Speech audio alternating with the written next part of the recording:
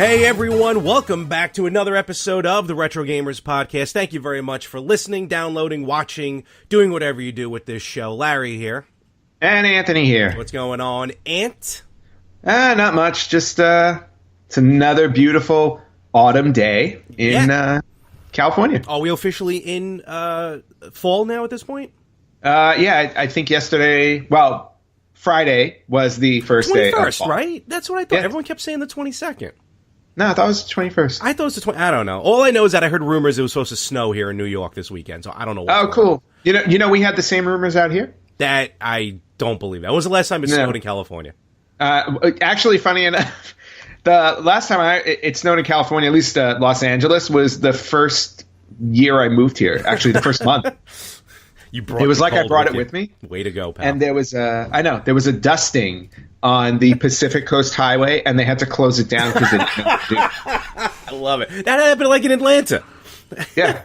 Well, cities that aren't used to getting snow can't do anything with it. But I'm not kidding you. It was a literal dusting, and they shut freeways. Oh well. Hopefully it won't snow by you. I'm praying for the snow because I love the winter. So this body is designed for cold.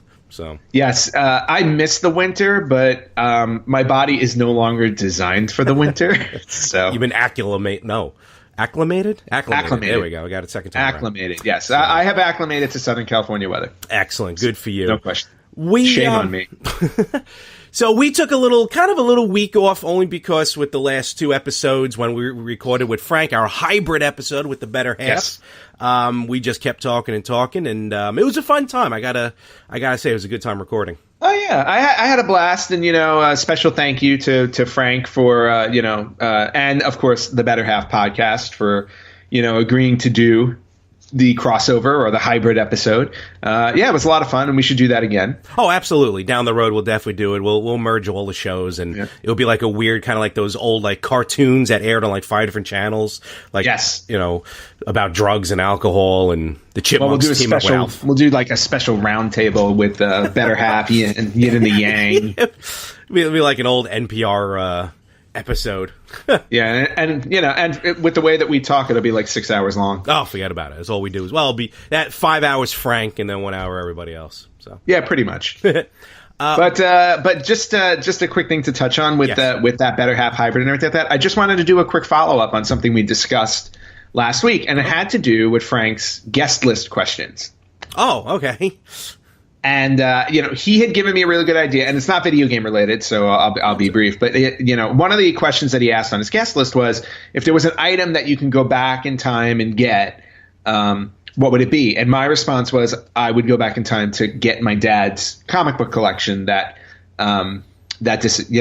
disappeared from his mom's basement. Mm-hmm. And I had told you guys last week that that I had a list. My dad kept lists of things he collected, and Frank had suggested he's like, why don't you go back to the list and start collecting the ones that he had? Mm-hmm. So I just wanted to share really quickly that that I have right here the list of my dad's. As that falls out. So yeah, it's kind of old, but that's actually your father's. This is actually my father's notebook. Oh, wow. And apparently him and his friend Jordan, I don't know who Jordan was, but he had a friend Jordan, and they were, cataloging what comic books they had. The red X's were Jordan's, the blue X's were my dad's. So, and I have, I just have like a full notebook. Oh my gosh. Stuff. Oh, that is awesome. Yeah. So, challenge accepted. Wow. And not so much challenge accepted, but no, I think Frank hit on a great idea because it's something I think that would mean a lot to me to do. Absolutely. It will also cost me a ton of money because absolutely on this page specifically, you'll see the Avengers numbers 1 through 15. Oh dear. So my wallet's in trouble, but I think. I'm going to actually start working on this list. Okay, that's cool. So thank you, Frank. Absolutely, and even if you don't get that, just the fact that I never knew you had that. That's really cool. So definitely anything. Well, if nothing else, I should say it's always cool to hang on to memories. Absolutely, absolutely. So that's that. Yes. And speaking of memories, if I may, there's a cat invading. Oh, what is going on? That I'm tired of having to send royalties to that cat. Honestly, there's only so much. She just I don't know. Whenever I start, come here. Whenever we start recording, she jumps up on the desk. There's only so much fancy feast that we have in the budget. I know, and I've offered her everything I could. And look how thrilled. Like everyone else who appears on podcasts, look how thrilled she is. She's very happy about it. Good Lord. Right? Are you happy? I will kill each and every one of you in your sleep. There was an article I read once that said if cats were bigger, they would kill us. Oh, I absolutely. Yeah. What are you kidding me? Absolutely. So, good to know. Yes, very much. So, talking about, first thing we got, with the week off that we had, and it's funny, I feel like the last time something like this came about, we took a week off, and then all of a sudden, like, this major news popped up out of nowhere, originally with the NES Classic. Yes, I do remember that. Yeah, and we took a week off, and out of nowhere, Nintendo just dropped this bomb that they were releasing the NES Classic. So a few days ago, to kind of give you my routine when I wake up in the morning, literally after my alarm goes off, the first thing I do is go on my cell phone just to check all the, just updates and everything that's appeared. And one thing that stood out that just got me out of bed to go to my computer to immediately start pre-ordering was the fact that Sony themselves have officially announced a PlayStation Classic. Yeah, and when conversely, I didn't see it when I first woke up, even though I'm sure the news probably broke since I'm 3 hours behind. Yeah. But when I got to work that morning, and first thing I do is I get my tea and I check the news, and I saw it sitting there, and I'm like, oh, here we go. Yeah, I was like, Sony's throwing their hat in the ring. Like everybody you can think of now is doing one. So it's the new thing. It's the new and I. Oh, excuse me. I'm going to apologize in advance. As much as I'm over my pneumonia, I now have a cold. I think there's still, and this is my opinion, with these classics, NES, SNES, the PlayStation, the Commodore 64, the Neo Geo, everything. They're still trying to reach out to those fans who had the systems back in the day, but now are like just, oh, I remember that. Like, right. The hardcore fans are there, and as we learned with the NES Classic, you have to cater to the hardcore fans, because Nintendo wasn't banking on them buying the Classic. No, they were going after the cat. Well, I mean, not casual fans, but the lapsed fans. Exactly. Yeah, they were going after them, and you know what? It worked. They did get some of the lapsed fans back, but then they also got the diehards, which is why it was in so much demand. Exactly. So, and they remedied that with the SNES Classic because that one was readily available at all points. Case in point, we bought between the two of us 11 of them. And I don't feel bad for Frank. Yeah, and poor. You didn't say a word to me. Well, there's nothing you can do about that. No, I'm not worried. But at least now. But for the Sony PlayStation Classic, I'm saying this right now, and I'm going on record. I'm buying one. Oh yeah, me too. And that's it. Uno mas. That's it. That's it. One and done. Just one and done. Technically, I had two on order, but I canceled one of them, which I'll explain in a moment. But okay. One and one only. So yeah, I think again, Sony is looking to the, like you said, the lapsed game players who had a PlayStation back in the day. But at the same time, yes, us hardcore collectors are going to want this as well. But I also think the mistakes of the past with Nintendo is going to help Sony in the future. The fact that we're at this time of recording, how many days into it, and I was still able to order one last night. That's true. Well, let's see. Did they announce it on Tuesday or Wednesday? I'm trying to remember. I want to 18th or 19th, I think. Somewhere around there, yeah. Yeah, it was somewhere around there. And you know what? It sold out really quickly on Amazon. I haven't even seen it on Amazon. Yeah, it's actually been on Amazon twice. Oh. And it sold out both times on Amazon. And it sold out on, I believe, Walmart and probably one other site. I think Best Buy. Because when I went on Best Buy the other day, yes. it wasn't available. Yeah, because and as of yesterday, it was still available at and when I say yesterday, I mean Friday the 21st. It was still available at Target and GameStop, and the Target one wasn't available in the beginning. Like okay. the first day, like that got added on, I think, on the 20th. Yeah, I think once, because Target, GameStop is GameStop. They're games. Yes. So, of course, they're going to throw it up there right away. Target, yeah, they probably, waited a little bit or waited for their marketing or something. That day, when I woke up, I went and I pre-ordered it on GameStop right away. And I remember I was actually having some trouble, kind of like with the original, was it the NES? I think probably with the original NES Classic, where it's in my cart, I go to pay, then all of a sudden it's like, oh, it's sold out. So, but I kept trying, and then I finally got through, and I got an email confirmation saying, you got it. I'm like, sweet.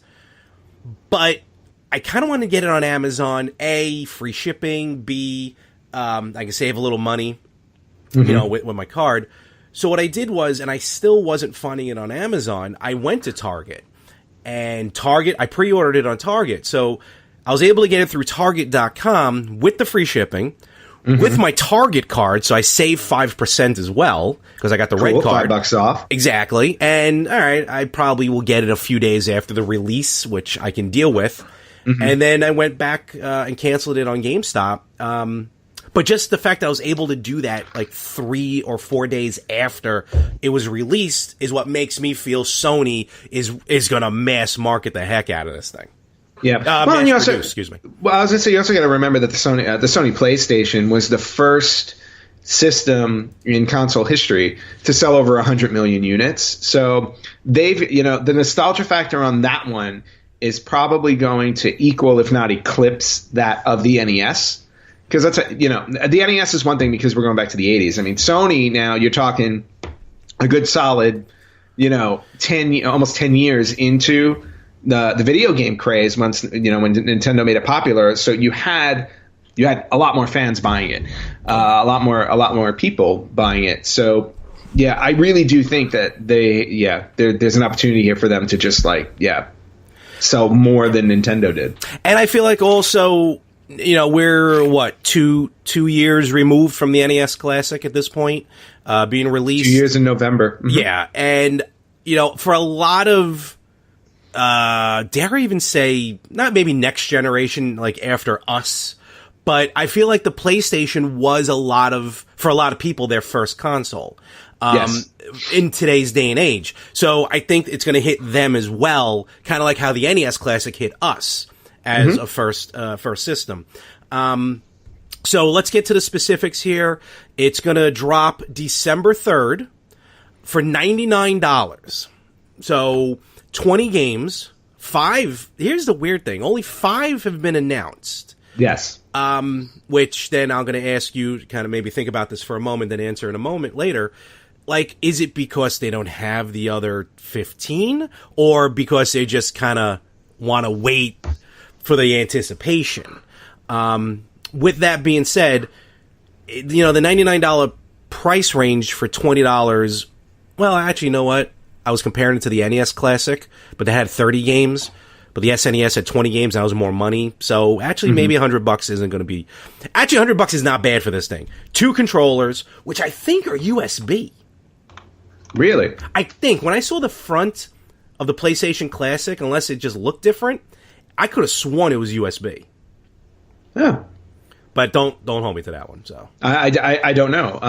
I mean, if it's USB, it opens it up to being to having any kind of controllers. Exactly. I did read that the AC adapter for it is going to be like a standard cell phone adapter. It won't be like the original PlayStation console. Oh yeah, that's the new thing. I mean, we're in 2018. Almost everything can run off of USB at this point. So right. Yeah, it's going to have. So each unit will come with an HDMI cable, as they all are, a USB cable, which will power the system, 2 controllers, which is the reason for the higher price, and they're the original PlayStation. It's not the DualShock. It's the original PS1 controllers, which I think which I'm all for. Yep. I like those controllers. $100 US, $130 Canada, and yeah, it's going to be big time for come December 3rd, or, well, like 5 days later when I finally get it. Yeah, same with me. But and the other thing to keep in mind that they also did say that there will not be downloadable content. They won't be adding games to this. It's just going to be the straight 20 that they put on there. Yep. And again, that goes in conjunction with all the other minis, all the other classics. Yes. The idea is you buy it, you plug it in, you're good to go. And I don't mind. That doesn't bother me. No, it's fine. I mean, because when you think about it, I mean, if you buy it for $100, you're getting 20 games, so it's like $5 a game. Yep. And with the 5 games already announced, $5 each is a steal. Yes, which is true. So do you want to run through that really quickly? Why not? So right now, I'm going to go probably a little out of order than how you have it on the list, just for anticipation purposes. Let's start with Jumping Flash, which it's a game I'm not familiar with on the PlayStation. I feel like it's one of those classics. Yeah, that's one of those games where when I looked at the list, that was the one I saw on it, and I'm like, what's that? Yeah. Ridge Racer Type 4.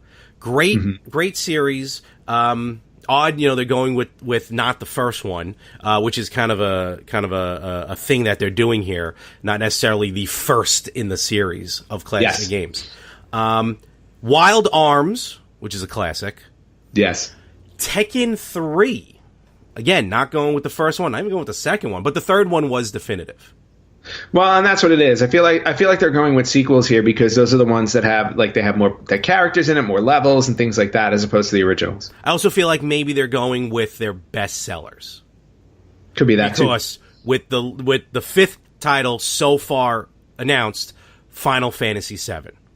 Yeah, I mean that one's a no-brainer. I mean you have to include that. Now, granted, a month and a half later, Final Fantasy VII is coming out on the PlayStation 4. Completely remastered. But you can't deny that Final Fantasy VII is, one of the staples of the Sony PlayStation. Oh, absolutely. It was my favorite game on the PlayStation. Yeah. Absolutely. And I mean, not only that, but Final Fantasy VII, the original Final Fantasy VII, is going to be released on the Switch, on the PS, the Xbox One. It was announced just very quick, like 9 historical Final Fantasy games are being released on all these systems. But 5 big games, nevertheless, for this tiny system, which again, 45% smaller than the original. The Egypt I need button. I need a shelf just for the minis at this point. Well, luckily you don't need a big shelf, so that's good. Which is good, yes. But of 5 games out of 20 released, it's going to make you wonder, what will the other 15 be? That is true. I mean, and to answer your question from earlier, or what you were saying earlier, yes. I don't know if it's necessary. It's one of two things. Either they're holding the game releases, like the other game releases, for dramatic effect. In other words, like as maybe they'll announce 5 at a time to make it sound cooler, or once the pre-orders sell out, if more pre-orders become available, then they announce more titles. Okay, something like that. It's either that, or it's entirely possible that they may still be finalizing licensing deals with third parties, so they can figure out which games to put on it. Because again, Sony was a system that relied heavily on third party developers. Exactly, that's what I'm thinking as well. Yeah. So and that and that's going to cost money. So. No, absolutely. Which I think that third party situation may be a slight downfall for something else that we'll talk about later. But you're right, Sony. But also, Sony has such a good rapport and such a good relationship with third parties. I don't think it's going to be a problem for them to get those third parties onto the system. Oh yeah, no, I agree completely. I don't think they're going to have much of an issue. Yeah. So with that being said, we, me and Anthony came up, and I'm sure we have a lot of crossovers. But there's no question we're gonna. We each came up with what we think the other 15 should be. I had a tough time. I mean, I have it, but I had a tough time coming up with the list because I was thinking of A, those rights. B, some games, even the musical rights and stuff. Working in Hollywood, sometimes it's the musical rights are like the worst rights to get a hold of. Yeah, no, those are headaches. I've gone through a lot of headaches at work, at different jobs too. With just getting music clearance, it's hell. So, it can be hell. So I don't know if you did this with your list, but on my list, I kind of just waived all that. I'm just like, you know what? Let's assume they can get everything available, and the 15 I think would be on not even games I'm happy about, or let me rephrase that. Games that I'm not crazy about, but what I think will be on there. Yeah, and I did the same. Well, and what was funny for me is that I was trying, when I came up with my list, I was surprised with how easily I came up with my list. Really, I struggled with the last 5. I did not.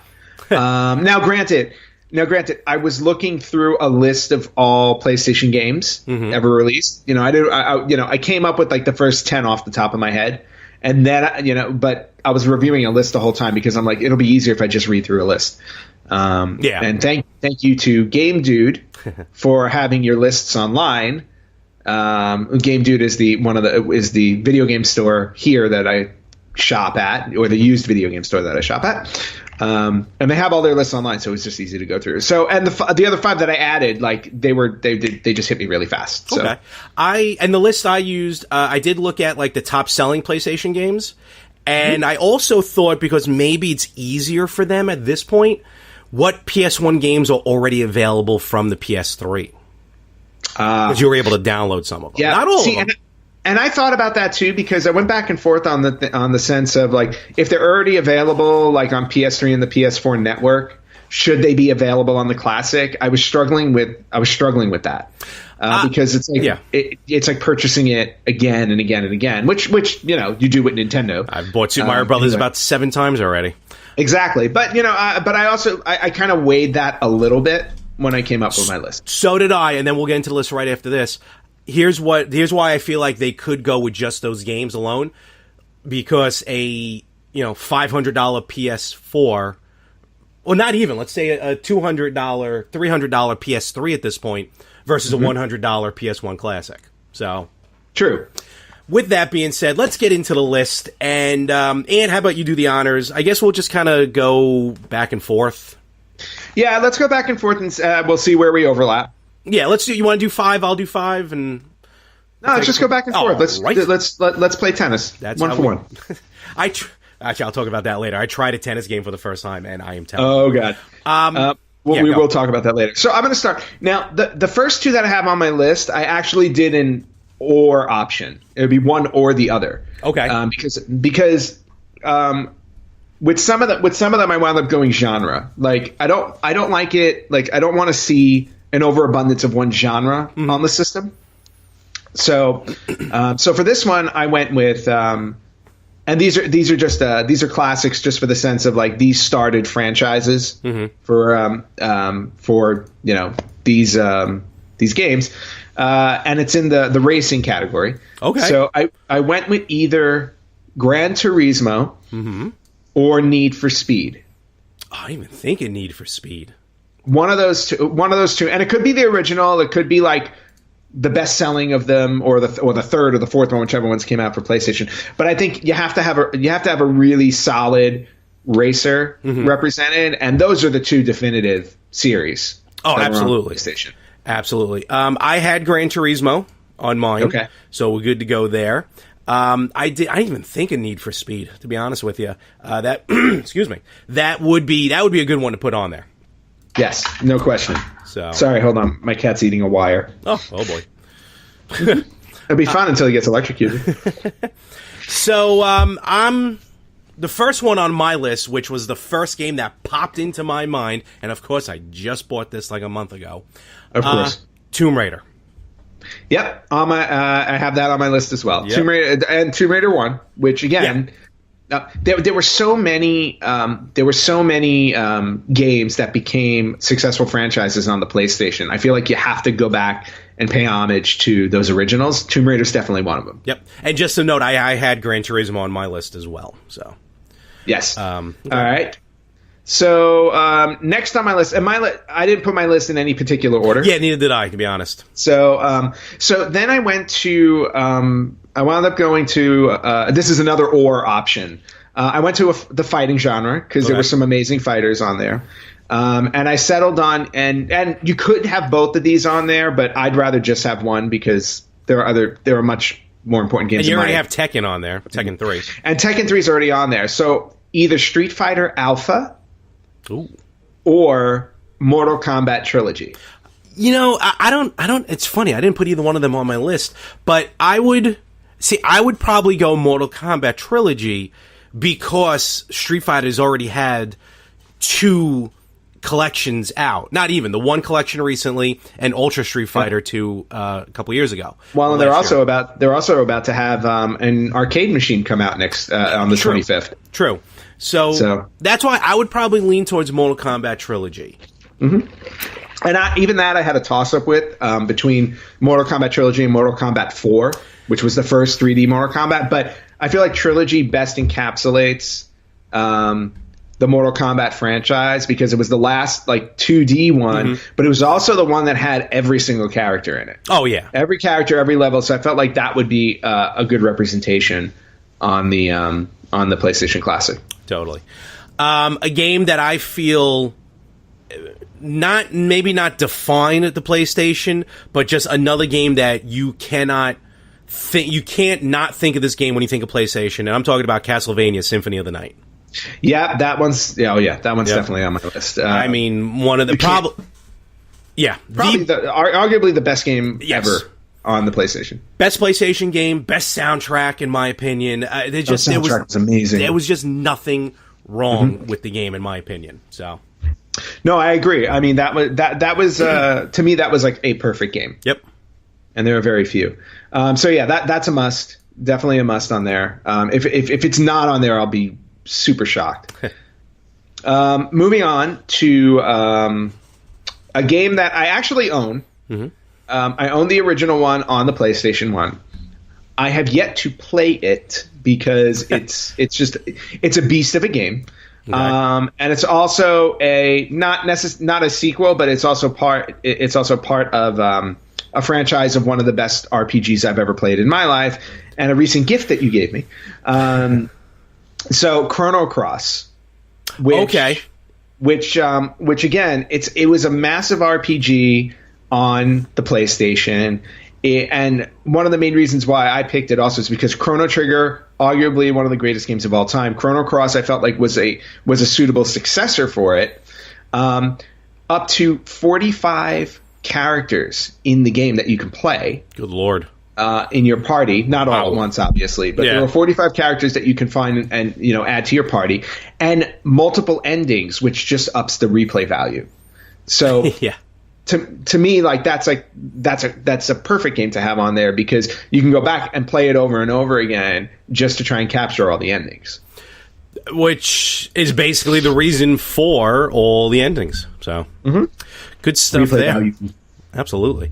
The next one on my list, which again just came out recently with kind of like a best of or remastering, but probably one of the first go-to mascots for the PlayStation. I'm going to say Crash Bandicoot, the first one. That's on my That's on my list too. The first Crash Bandicoot. Yep. Yeah, he was he kind of became their. I mean, I don't think he was as popular, but he kind of became their Sonic, basically. Their Sonic the Hedgehog. Yes. Which was cool, and he was uber popular. I just don't think he ever hit that. I don't know I want to say the quote unquote legend status that a Mario and Sonic have. No. I mean, he's close. He's close, but he's not on that level. Yeah, exactly. I would put I would almost argue that Lara Croft is right there with him. Okay. Yes. Absolutely. Yeah. Absolutely. But yeah, I agree. There needs to be a Crash Bandicoot on there. Mm-hmm. Whether it's the original, I think there were 3 on the PlayStation, and then there was the kart racing game. Yeah. So he's got his, and it was weird. I always found that weird that for moving forward, I guess is the only way I can explain it. It was I always found the gameplay weird, but again, classic game. So exactly. Yep. So what do you got next? I have a weird one. Okay. And this is one that won't make it onto the PlayStation Classic. I can almost guarantee it won't make it. And it's a personal choice. But I felt like there needed to be a puzzle game represented. I think I know which one you're going to say. And I know you know it because I played this game ad nauseum, and I still own it. Mm-hmm. But I was trying to look for a puzzle game that fit, and I wanted to step away from the obvious choice, which would be like Tetris, because there were Tetris games on the PlayStation. There was, I think it was called Tetris Plus. Yeah, I didn't feel Tetris was strong on the system. No, I didn't think so either. So then I was trying to find another puzzle game that really worked. But the puzzle game that I loved on the Sony PlayStation, that to this day I'll still sit down and play, is Devil Dice. I knew it. Yeah, it was a game called Devil Dice. And if you don't know what that game is, definitely look it up. It's really, really cool. And it's just basically you're literally a little character devil, and you're standing on top of dice, and you have to roll them so that the numbers match. And as soon as the numbers match, the dice disappear from the board and other dice grow on the board. And the object is to keep making dice disappear before the whole board fills up, with dice that you can't move around anymore. I was super addicted to it.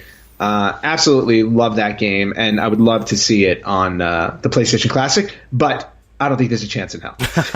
You never know. Also, I wish I really was able to do an Andrew Dice Clay impression, because that's all that's running through my head right now when you say dice. Dice. Needed the money. Should have had Frank on here. Well, yeah, I don't think his dice is... well, maybe. So next up on my list, again... kind of laid low for a little while. Recently, I think, has a game coming out again on the next-gen consoles. But the first game was just definitive, and I had a lot of fans of them. Spyro the Dragon. Spyro. I don't have Spyro on my list. I never played Spyro, but... I mean, I do recognize the game is fantastic. Just kind of in the vein of Super Mario 64 to compare something to compare it to as far as gameplay. Very, very popular. And again, he's coming back. I don't think it was released yet, but he's coming back with a new game. Long overdue, in my opinion, because he's definitely deserving of. Yeah, I agree with that. And as we were discussing this, I just realized a game missed a game not on my list that should be. Okay. So I may have a bonus at the end. Okay, fair enough. But Spyro the Dragon, I agree with that. That was also a game I did not play, but I was aware of its popularity. So I definitely agree with you there. Okay, for me, now this was again another toss-up. I went back and forth on which one would be the best option. And I fell to the original one because you can't talk about PlayStation without talking about Resident Evil. Oh, absolutely. It's funny you say the original. I really went back and forth. I went Resident Evil 2. See, and I did the same thing. At one point on my list, I had both. Because who's to say you can't have both on there, That's because true. they were both so, they were both so awesome. But at the end of the day, there were so many games that I wanted to see on here that I opted to just pick one. And the reason I went with the first. No, and I agree. There's the director's cut as well. There's the original version. The reason why I went Resident Evil 2 is really just more for timing, because they announced the Resident Evil 2 remaster and remake that they're doing. That's why I didn't choose it, because I knew it was coming out as a remaster. And the reason why I chose, I figured they would want the original available if the remaster is coming out. But either way, it's a home run. So yeah, there's no question. Yeah. Next one up on my list is a game that created a genre, in my opinion, of stealth combat, where actually it's more the less you do, the further you get through. And I'm talking about Metal Gear Solid. That was actually the game that just popped in my head that wasn't on my list. And I'm actually in my head, I'm looking at my list now, I'm replacing one of the games that I was going to talk about with Metal Gear Solid. We'll talk about the replacement at the end. Yes. Metal Gear Solid was just, it was playing a movie when the game came, because there was opening credits. During the gameplay, there was opening credits. Yeah, which was awesome. Oh, absolutely. Yeah. No, Solid Snake, I mean, what's funny about that is because we hadn't seen anything Metal Gear related since the NES, right? We had the original Metal Gear, which, by the way, was an awesome game. I love that game. Totally. And I was like, I felt extra accomplished when I beat that game for some reason. Did you beat it? I didn't realize you beat it. Oh yeah, I beat Metal Gear a long time ago. Cool. But Metal Gear Solid, yeah, I mean, that game was just insane. It was insanely, Solid Snake, and then what was the other guy's name? I mean, there was so many of them. There was Liquid Snake. There was Liquid Snake. I don't know if I know what you're talking about. Yeah, I'm blanking. Was it Shadow Snake? I don't know. And then it's just like Snake, and then exactly. But yeah, was it the first? Hold on, was it Metal Gear Solid, the first one, where at some point in the game, the whole Metal Gear Solid series had a lot of like little like hidden messages, not messages, but like hidden ways to defeat bosses or to get through puzzles, like Psycho Mantis. You had to plug in the controller into the second port to do it. I think it was the original Metal Gear Solid where at some point in the game you have to use your communicator to contact somebody, and you found the frequency to dial into. The only place you were able to find it was on the back of the jewel case of the game. Oh, wow. I think that was the first one. So you actually had to keep the jewel case of the game. Oh, yeah, I'm screwed because I threw away all the jewel cases. So, now. Nice. Back then, no. But I was just going to say, well, you can never play through it now. No, well. Oh, well. Unless it comes out on the PlayStation Classic. It's just like I can't play through, Roger Rabbit? You can't call the number anymore?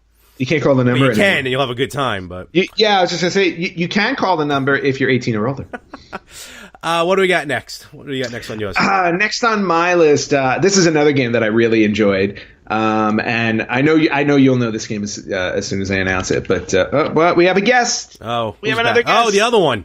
What's the other one? Oh, at least he's a little perky. At least his ears are up. And no, never mind. Yeah. What game do you want on the PlayStation Classic? He's going to set fire to your house in the middle of the night. Yeah, he totally is. He wants to know why Nintendo's Cats and Dogs isn't coming out again. Quiet, Siri. What happened? Nothing. Bad joke. All right. So anyway, the next game that I have on my list, and again, I was thinking of genres when I put this down too.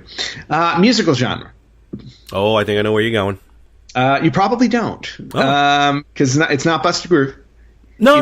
Nope. Okay. But no, I'm going with the original, very strange 2D paper cut cartoony Parappa the Rapper. I got it on my list as well. Absolutely. Nice. It was definitely a defining game. Definitely a bestseller. Correct me if I'm wrong. That was more just button, timing of the buttons and everything like that, right? It was simple button timing in order to do it, as most musical games are. It was short, right? Yeah, it was. I mean, you could beat the game in like 25 minutes, I think. Yeah. Because there were only 5 or 6 levels. Yeah. No, definitely. Who can forget the iconic, waiting in line at the gas station to go to the bathroom? Rapping about it, as you do in And rapping about it so that you can skip the line. I got another game on my list here is a game that I played a little bit of. Again, I'm not going to lie, but I remember kind of the platformer that it became on the PlayStation. I feel maybe one of the first platformers, left to right platformer, Rayman. Oh, Rayman, yeah. Yep. Well, I mean, and that was, that was the game that came with the console way back when. Yeah, one of the first pack-ins, right? Yeah. Yeah, it was one. I think it was the first pack-in. Possibly. Again, I'm sure we'll be corrected, as we never admit to knowing everything and everything about the It's systems. true, but if I remember correctly, Rayman was the first pack-in that came with the PlayStation. It was a great platformer. It was awesome. I have played it later on, but it was definitely good stuff. And it would make sense to just to have that on there, just for just for nostalgia's sake. Yep. Did not make my list though. All right, fair enough. So moving on. Okay, I know I've already talked about. We've got Tekken 3, we've got Mortal Kombat Trilogy, but I would be remiss to not put this on my list. Marvel vs. Capcom. Ooh, boy, you want to talk about copyrights? Okay, I know we're throwing that out the window, but that would the first one or the second one? The first one was on PlayStation 1. Well, so was the second one. No, it was not. Yeah, it was. I had it. Are you sure? Because I thought the second one was Dreamcast and PS2. No, the second one was on PS1 because the Dreamcast was the arcade where you played 3-on-3, but the PlayStation version was 2-on-2, and we would have massive tournaments in college. Well, if that's the case, then it would definitely be Marvel vs. Capcom 2. Okay, fair enough. That's hands down. And that's been re-released a few times, digital download and everything like that. That didn't make my list, funny enough, because as much as I was throwing out the whole, trying to get copyrights and everything, I just felt that even in that type of world, you wouldn't be able to get Marvel vs. Capcom 2 onto a classic. The reason why it made my list is two reasons. Sony has licensing deals with Marvel, true, and they have licensing deals with Capcom because the Mega Man franchise has been on Sony's, and Spider-Man for PS4 just came out. So massive, and it's been massive. Yeah, right so now. I don't think it's out of reach because, like I said, Sony has a great relationship with their third parties. So I really do think anything can be on this thing. Okay, no, I like the idea. Didn't make my list, but very, very good idea. Excuse me.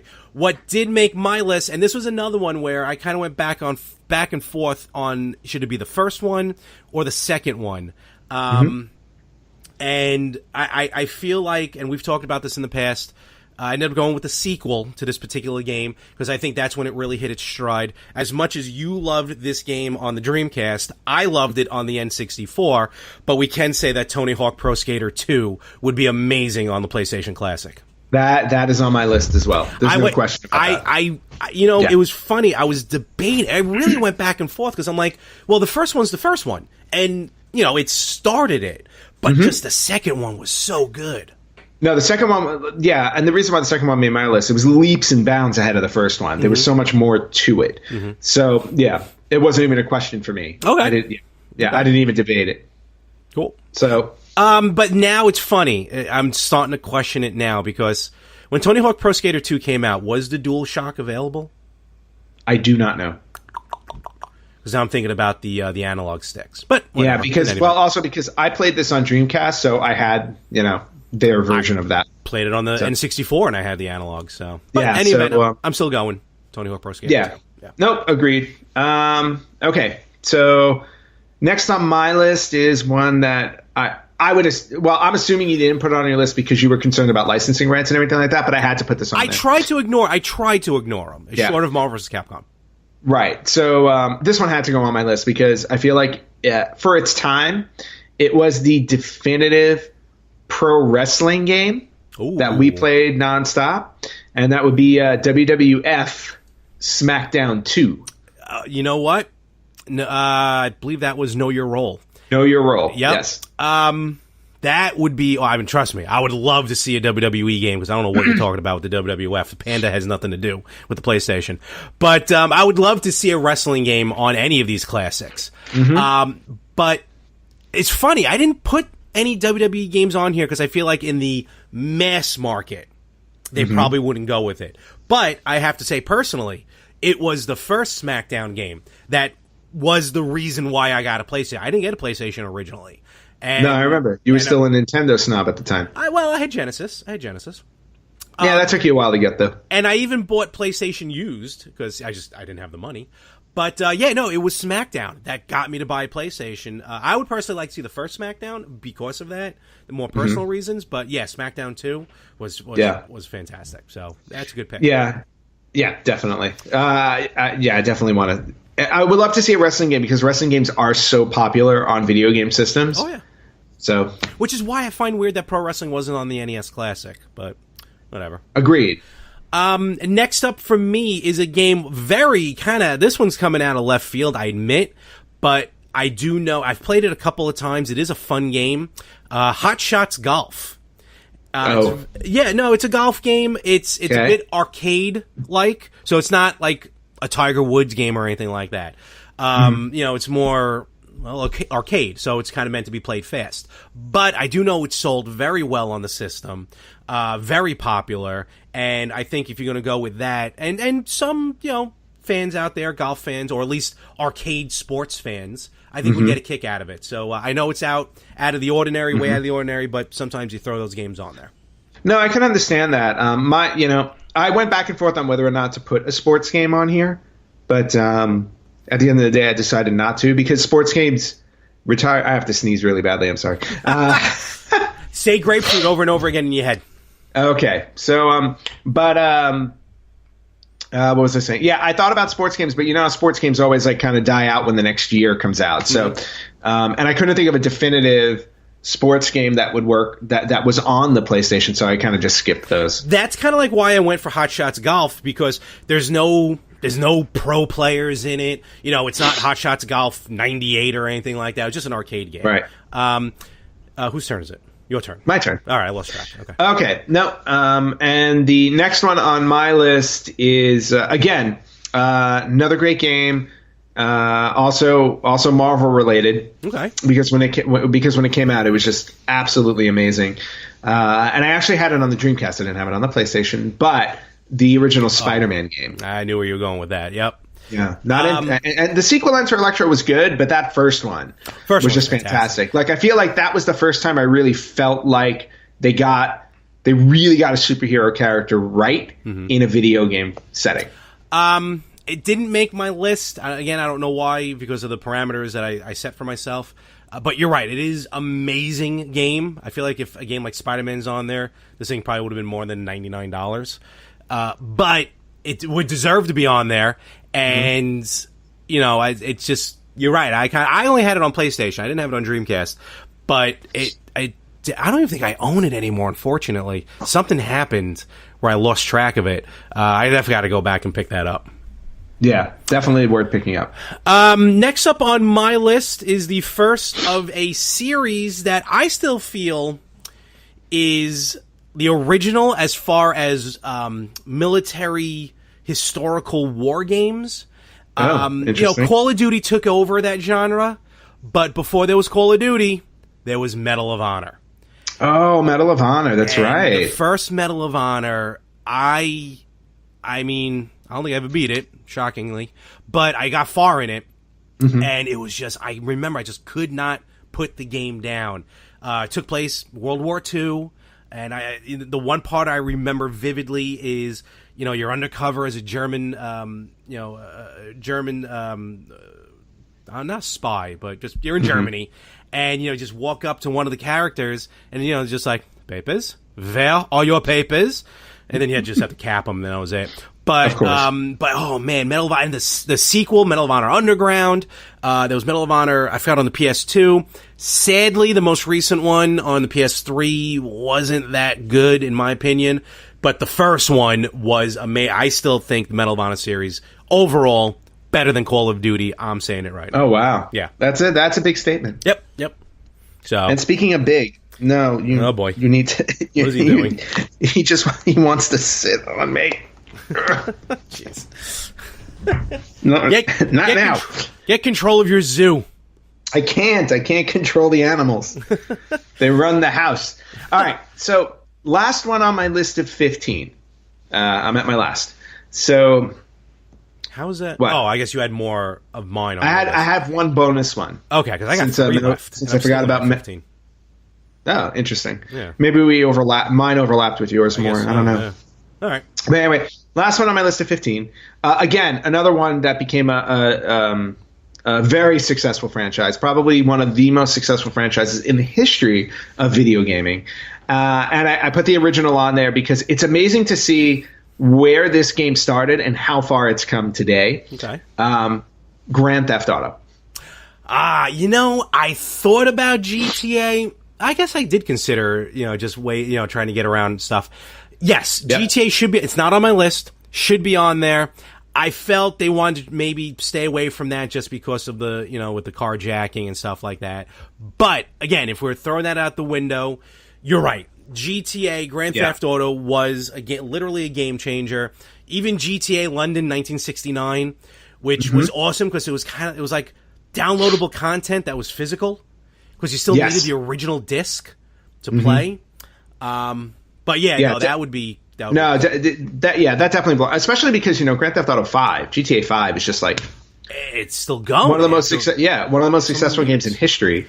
And I think just paying homage to that by going back and say, and the original Grand Theft Auto is it's really fun, and it was so at least at the time when it came out on PlayStation, so different.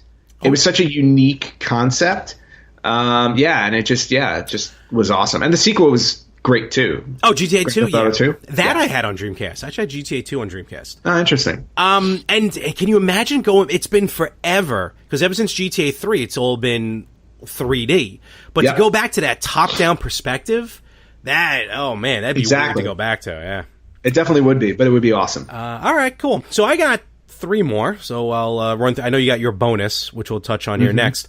Again, going back and forth with sequels, but I figure forget it. Let's go straight with the original, Twisted Metal.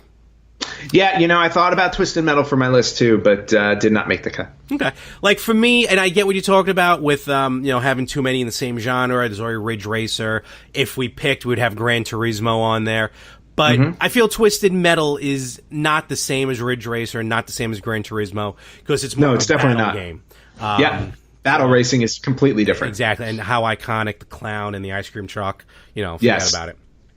Nope, agreed. So what was your bonus? My bonus was the reason why I had swapped Metal Gear Solid out for this one is because I already had I thought Resident Evil was the definitive survival horror game, right? Okay, I think I know where you're going.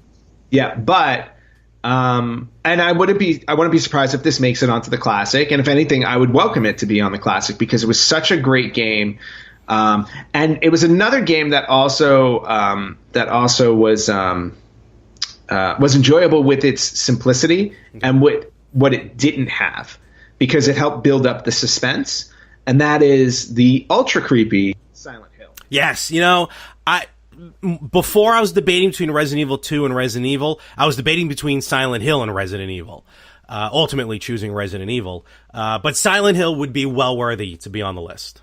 Yeah, because, and I remember that game basically for you're walking through a fog and things would just come out of nowhere and you never knew when they were going to come out. So it was just amazing. You would literally sit there in suspense the whole time, waiting for things to come at you. And yeah, it was just really, really well done. And I think a lot of that probably just had to do with the fact that they couldn't really render stuff quickly enough. So they just threw a fog in there. Yeah. So it was more production than anything else. All right. So I got 2 more, which I'm still trying to figure out this math, but whatever. So first up, I have no idea. A game in the kind of, again, battle series, not as much like Medal of Honor, but I would say in the vein of Tom Clancy games and everything. I had this game, I remember playing it a lot, Siphon Filter. Oh, yeah, Siphon Filter. Which actually I find funny. Also, the host of the Yin and Yang podcast, Anthony Chu, was a big fan of Siphon Filter, apparently, because he was telling me about that. Yeah, he was. I do remember that. So, great game. And I remember that was the first PS1 classic I downloaded on the PS3. So, and finally, a game I admit I never played, but I know how popular it was on the system, how popular of a game it was. I believe it's the sequel. Forgive me, I'm not familiar with the franchise too much, but Legacy of Kain, Soul Reaver. Yes. Legacy of Kain, Soul Reaver. I thought there was also Legacy of Kain, Soul Reaver 2. Which was a direct sequel to that, but Soul Reaver, I think, is a sequel to Legacy of Kain. To Legacy of Kain. Yeah, and that game was insanely popular as well. So I can definitely understand why that would make the list. And another one that just popped in my head, and correct me if I'm wrong, I'm pretty sure it was on the PlayStation, Prince of Persia, Sands of Time. Was that PlayStation? No, I'm going to be honest. That was Xbox. I think it was Xbox 360. Oh, was that later? Yeah. Oh, wow. I think so. I thought Prince of Persia was on PlayStation 1. Yeah.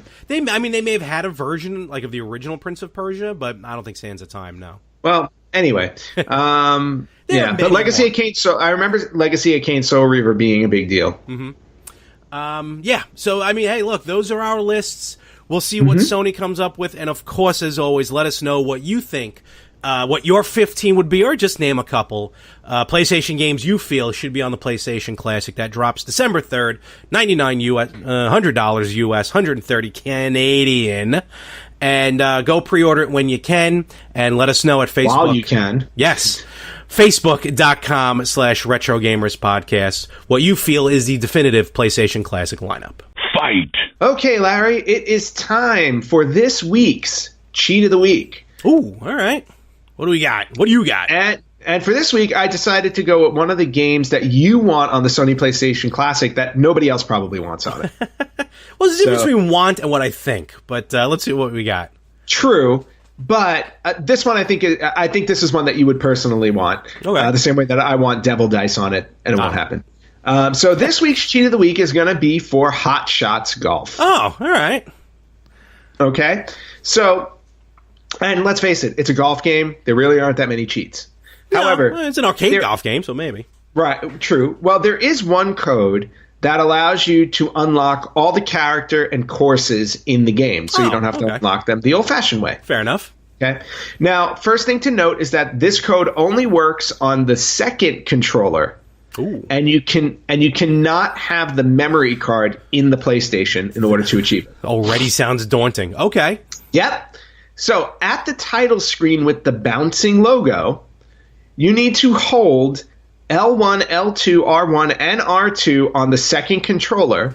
Okay. And while holding them down, you press up, up, down, up, left, right, right, left. Oh my God. Up, down, up, left, right, right, left. They did not want anyone to do this, apparently. Yeah, exactly. They tried to make it as cumbersome as possible. I would love to repeat that for you, but I really don't want to. People just play back. Just go back 10 seconds. Yeah, exactly. Just go back 10 seconds and play it again. If you should happen to own Hot Shots Golf, which I highly doubt you do. But anyway, if you do have it, that is how to unlock all the characters and codes, and that is this week's Cheat of the Week. KO! All right, so we are back, and we got some retro news for you. The real old news. That's new at this point. Exactly. We have new old news. Yes, I like it. No, wait, we have old news. New old. No, not old new news, but new old news. Okay, Yes. Old new. All right. So, what we got up first is Polymega's pre-order. Finally, after 2 years, I think, of talking about this? Oh, it took a half? long time. It did, but finally Polymega, which is, again, as far as I know, the first clone system for CD-based games, along with modules for Nintendo, Super Nintendo, Genesis, and the TurboGrafx 16, is on pre-order. You can go to the website, polymega.com. You can pre-order the whole lot, and it's going to be released in April. I don't have the exact date. April of next year. Yep. April of next year. The base system, which is the system that will play 5 CD-based games. So in one drive, you'll play PS1, Sega CD, Neo Geo CD, TurboGrafx CD, and Sega Saturn. Yes, I think they just announced the Sega Saturn part. They announced it the day that they did the pre-order. And they say it's possible for more CD-based games with firmwares later on in the life of the system. Available for $250, which is a steal for those 5 systems, in my opinion. Oh yeah, no, I agree. I think it's definitely well worth the price. If anything, if you happen to own all the old systems, just a way to clear your shelves a little bit. Oh yeah, absolutely. And you don't even have to have the modules, but you can buy the separate modules as well, which is 4 of them. Basically, you can buy all 5 quote-unquote systems for $500. Which I'm sure you did. Which I have on pre-order. So I will be getting everything. But it's a really cool system. I'm looking forward to it. It's got a lot of other things which we'll talk about as time goes on. You'll be able to download games. You'll be able to stream games. There'll be CD-ROM games that you can buy online. So it's going to be really, really cool. The thing I think they also announced that there are going to be original games released on it. There will. Yep, there will be. Yep. In fact, I think, if I'm not mistaken, each module, if not each module, at least the base system, will have 5 preloaded games already in it. Yeah, that was my understanding as well. So you're not just getting the console; you're actually getting games in it as well, which is awesome. Absolutely. The thing, though, I do want to mention is when this site went live, it got destroyed. Oh, yes, it did. Between just heavy traffic and apparently, what do they call it? They got hacked. Yeah, it's when they just send so much stuff to the site just shuts down. A DDoD attack or something like that. I forgot what they call it. But the site was down for like 3 days. Which, I know. It's crazy. Stinks. But and I'm looking at the site right now. 1, 2, 3, 4, 5, 6, 12, 18, 24. In total, you will be able to play 32 different systems. What is this? Wow. Wait a minute. God bless. Excuse me? All right. I had no idea about this, but apparently the Genesis add-on will play 32X. Oh, that's great. I didn't know that. All 8 games for the 32X. And because of that, it will play Sega CD 32X. God bless. That's cool. Of course, I have to sneeze now. Wait, what is... Wow, there's more stuff to this than I thought. All right. You know what? For $500, I don't feel so bad anymore. No, I mean, the whole Polymega system in and of itself, I mean, the fact that you're going to be able to play 32 systems, yeah, I mean, it's nuts. Super cheap. And the controllers, the first party Polymega controllers, God bless, what is the matter with you? I'm deleting this section. All right. Because I'm a mess right now. You gave me your pneumonia. I mean, they have their Polymega look to them, but they're designed like the original controllers. You know, I mean, short of the main controller for the CD-based systems, you're not going to get each controller. You're not going to be able to use, I don't think, each controller. But that's okay. Look, you know, you deal with it accordingly. No, and, yeah, I mean, just the fact of, like, the overall look and feel of it looks really good. They've also posted recently some gameplay examples. Yes. As well, so you can see how the games run. And it looks solid. It really does. And they did have a little bit of criticism because supposedly some of the gameplay was not native to the system, especially when they're showing Saturn. But they showed new gameplay recently, which is directly from the system. Exactly, and that's what I was referring to. Yeah. And yeah, it looks great. So it's definitely something on my radar. I don't think I'm going to do the $500 one because I have the Retro Freak, which covers my cartridge-based systems. True. So I'm probably going to pre-order just the CD-based one. Fair enough. So I don't buy my CD-based stuff. Yeah, exactly. But yeah, this is definitely something for anybody who's looking at a retro game. And again, don't have a lot of space. You don't want to clutter, and you know, you won't have to necessarily go out and buy the physical games because they're going to start offering downloadable games. This would definitely be something to look into. I think I may be wrong on this, but I think you can also rip the ROMs to the Polymega. Oh, that's even better. Yeah. And for an extra $100 with the bundles, you can buy a second controller for each system, which is cool. But to be honest with you, for the 4 modules, not the CD-based one, but for the modules, you can still use the original controllers because it's the same plug-in. So yeah, and if that's the case, you might as well roll with it. I just naturally assume, like, if you buy the CD-based one, like, that controller will work with everything too. Oh, absolutely. So, don't get me wrong, absolutely. But each module comes with a controller anyway. So okay, so yeah, you're just covered in the controller department at that point. So I'm looking forward to that. That is going to be awesome. All right, very cool. And then continuing in the pre-order category, the pre-orders for the international edition of the Neo Geo Mini went live last week. Okay. So if you are interested in the Neo Geo Mini, it's a mini retro arcade version because remember Neo Geo was big in the arcade and they came out with a system. But it was ridiculously expensive and fell by the wayside for that reason. I believe it was like $1,000 when it first came out. That was nuts, yeah. And games were like $300 because you got 4 games on $200 or $300 because you got 4 games on one disc. So anyway, but now they're coming out with a miniature version. It's got 40 classic Neo Geo games in it. It's a 3.5-inch display, but it also has an HDMI component so you can hook it up to your TV if you want to play it on your television. Which I think is really cool. It is tiny. Which is smart. It's super tiny. It's only got a 3.5-inch screen, so it's super small. So I think the benefit to this would be to hook it up to a television. Yeah. My one criticism for this is just the fact of there were a lot of games where they're just repetitive. It's a lot of sequels. So it's like Metal Slug 1, 2, 3, 4, like things like that. I go, that's the one criticism I have. But again, Neo Geo didn't have a ton of game options, not to mention popular games. So I can understand why they put the games on it that they did. Yeah, there's 10 King of Fighters, I think. Yeah, I mean, a good quarter of the system in are King of Fighters. So if you're a Neo Geo fan, though, this is worth picking up. Absolutely. I believe it's retailing for, I want to say 100. I don't have that in front of me. I apologize. Yeah, I think it was 100. But anyway, sounds right. Yeah, the international version the pre-orders went up on September 10th. So if you're interested in that, go out and pre-order it. Absolutely. All right. So up next on the news is we've talked about it. We briefly touched on it once before. I think you are going to be highly interested in a company, Retrobit, is coming out with Bluetooth controllers for the Genesis, the Saturn, the Dreamcast, and even original wired controllers. Just new controllers for old systems.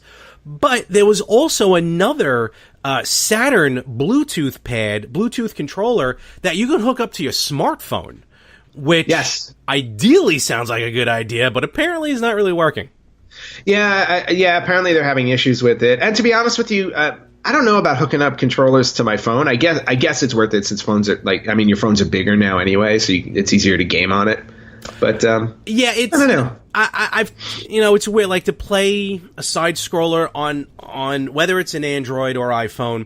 You don't have that feel of the joystick because it's on the screen. It's a virtual joystick. So you don't have the tactile feel. So I get the idea of a Bluetooth, and they have these types of controllers that are available, a lot of which work, but for, Sega's put out a ton of games for free, downloadable on the phones. Ton of their library. So it would almost make sense to get one of these Bluetooths, and if you're going to play a Sega game, might as well play with a Sega controller. But this particular one, which I don't know if it's from Sega directly, just isn't living up to the hype. So if you see a Sega Saturn controller for the basically for the Android, I would stay away from it. Yeah, I would definitely avoid it as well because it's not getting a lot of love out there. Yeah. Here we go. It's from and no offense to the company, but Paladone Products. It's called the Sega smartphone controller for Android. So there you go. And it's 30 pounds, so whatever that converts to here. So that's about like $40. Yeah, so. All right. Hey, listen, not everything's going to work. Not everything's going to be a home run. So exactly. One thing that was a home run, though, I will say, and this is also in the news, was like we said, the NES Classic Mini and the SNES Classic Mini, which over in Japan was known as the Famicom and Super Famicom Mini. Okay, so and again, now Nintendo of Japan decided last week that they were going to release a double pack. Yes. For the Famicom and Super Famicom Mini. So what happens is you get both classic mini consoles, and you get an AC adapter for both devices. And the purchase bundle price is 15,077 yen, which is about $135. So okay, it's about the same. It's about $5 less than what you paid for the two separately. Okay, but again, for those of you who could not get your hands on an NES Classic because it wasn't available at the time or it's sold out and everything like that, here's another opportunity to get your hands on it in the sense of a double pack. I think that's pretty cool. That'd be awesome if they did that here, but still, you get two of them right away, and it's not the gold Famicom; it's the original mini Famicom. It's the original one, yeah. It's not the gold one that has all the manga 50th anniversary games. And that's coming out in Japan on the 15th of September. It already came out. That's right. Oh, God, I lost track. I've completely lost track of time. All righty. This is a little weird, and I still don't know what to make of this thing. So you're going to buy it? No, I don't think so, because I feel like the firmware that I'd have to do on it is too much. But there's a company that has put out an attachment for the Super NES Classic that lets you play physical SNES cartridges. It's called the Classic 2 Magic Attachment, probably because it's going to take magic to get everything synced for this thing to run. It does involve modding the SNES Classic, which a ton of people have done already. It's a good idea if you didn't have to do all the modding, I guess, to just run off the power of the SNES. But here's my opinion. As much as we are, how we feel with mods and ROMs and stuff like that, if you're going to go about modding the SNES Classic, you might as well just mod it to throw the games on there. True. Yeah, exactly. I mean, you can just mod them and throw, 3,000 games in there. But for purists who have the cartridges, true, And this is similar to the Retro Freak console that we bought. Mm-hmm. When you put the game in, if you have a micro SD card in there, it automatically downloads and saves the game. This is just another opportunity to do it with the, SNES Classic. True. So it's interesting. It's I guess a collector's item. I'll pass on it personally, but hey, looks like a good idea. Yes. Sticking with the mini, if you haven't seen a theme going through all of this, there's a lot of news in terms of classic mini consoles. Yep. Like that is now the new fad right now. Oh yeah, absolutely. Everybody's announcing it now. A few months ago, Sega announced that the Sega Mega Drive Mini was going to be released this year. So they were just trying to, jump on the craze. We all know the crash and burn they did with the previous Mini. The previous two classic consoles that they came out with ad games, which just were not good. This one was coming officially from Sega. Yep. So it's going to be an actual Sega Genesis Mini. Unfortunately, it has been delayed. So now the Sega Mega Drive or Sega Genesis Mini will not be coming to the States until 2019. Now, I'm hoping they're doing this so that they can fix the mistakes they made with the previous ones. Because I can't imagine another reason why it had to hold off. So hopefully, when this one comes out, it'll actually be legit and good, unlike the previous two. We shall see. Minis galore, and we're going to talk about more of them. Retrobit, which is a good company, because last week or 2 weeks ago, I guess, when we recorded the hybrid episode, I did the unboxing of the two games that I got from Retrobit through Castlemania. Mm-hmm. But Retrobit's putting out like a Game Boy, if you will, basically, and it's going to have over 260 games loaded on it. It's called the Retrobit Go Retro, and again, preloaded with over 260 games, some of which are big names: Burger Time, Mega Man 2 and 3, mm-hmm. Mighty Final Fight, Ghosts and Goblins, 1943, Bad Dudes, to name a few. Then you got some weird ones, like Blob Man, Greedy, Mad, Xmas, Man in Red. With over 260 titles, I guess not all of them are going to be hits. But it's on its way out. As in 200 of them not being hits. Basically, yeah. They, according here, what we're reading, there's probably a good 30, 37 of them that are good. Tetris is on here, and we're talking about official licensed games. Mm-hmm. But this also kind of fell with, talking about at games, with the Genesis classics, where it had 80 games, but like 40 of them were actual Genesis games, where the others mm-hmm. were homebrews, and they just weren't good. Exactly, and I think this Retrobit fell victim to that as well. It's like I feel like companies try to take advantage by saying the more games we put on it, the more enticing it'll be. Mm-hmm. But people that are buying these things are ultimately looking for quality, not quantity. And on top of that, they're looking for recognizable games. We're all buying these classics. Why are you laughing? Because I forgot them on camera and I yawned. Very nice. Sorry to call you out on that. I didn't see the yawn. No. I was going to call myself out on it, to be honest with you. Okay, well, good. I didn't know I was that boring. No, just slightly. Oh yeah, sure. But again, one of those things is that people that are shopping for these classics want recognizable games. They want games that they remember when they played when they were younger. Mm-hmm. So throwing 200 games on there that nobody knows mm-hmm. is immediately a turnoff. No, absolutely. And that was the issue with the Genesis, and unfortunately, it looks like that was the issue with this Retrobit. Yeah. So Retrobit's good, but I think they went a little. They shot for the moon and ended up with the stars mm-hmm. or whatever it's called. I don't know. But we'll see what happens. Retrobit still has a lot of cool stuff. That Retro Duo 3 or Trio is still a very good system. So, but hey, check it out when you can. Yeah. And now, I think this is almost our last bit of news. We're closing in on it. But we do know that the Sony PlayStation Classic was announced earlier this week. Apparently not to be outdone by it. On Thursday, September 20th, it was revealed that Nintendo filed a trademark for the N64 Classic. Here we go. So, yeah, so exactly. It's like, if we didn't think that Sony and Nintendo were going to remain competitive, lo and behold, especially in the classic market, Nintendo looks like they're already biting back. Now, it's just a filing for the trademark. There's no announcements in terms of release date, games, or anything like that. But the fact that they filed the trademark for it already tells you that an N64 Classic is inevitable. Now, rumors were running around that the N64 Classic is going to be ready in time to compete with the PlayStation Classic. However, unless Nintendo's already been, developing it, I don't see that they will be able to accomplish that within the time frame.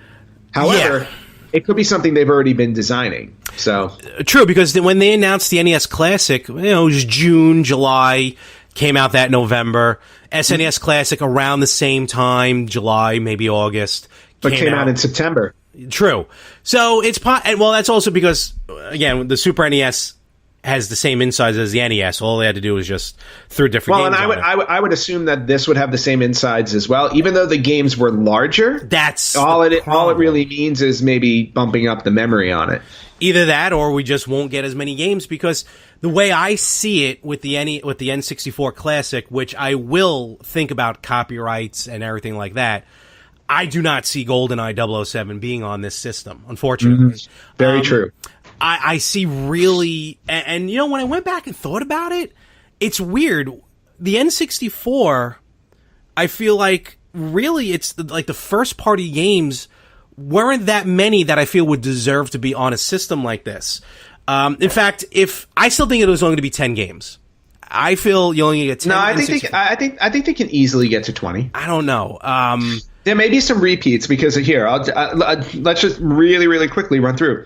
Super Mario 64, Ocarina of Time, Majora's Mask, Mario Party. You can have 1, 2, and 3 if you want to.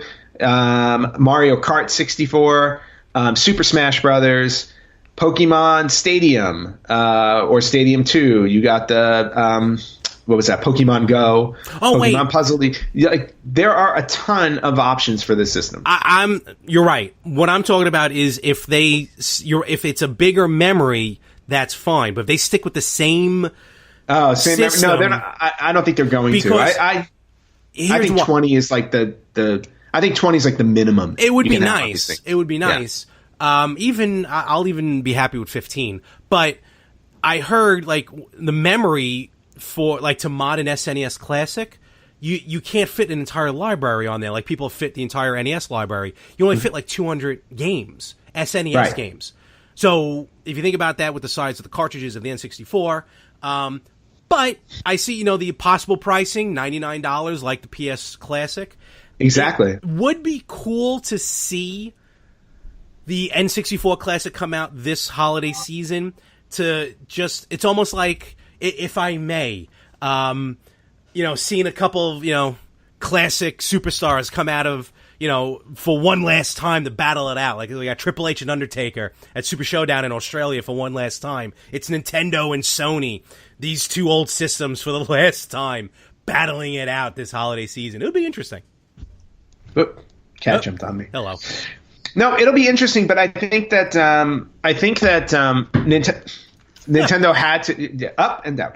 I think Nintendo has to compete with 20 games because, let's face it, PlayStation games aren't small, right? Because they were CD based. So, and granted, they're not huge. We're talking under a gig because at the time, discs back then I think could hold about 600 megabytes. Sometimes they were able to do double that, but. Yep.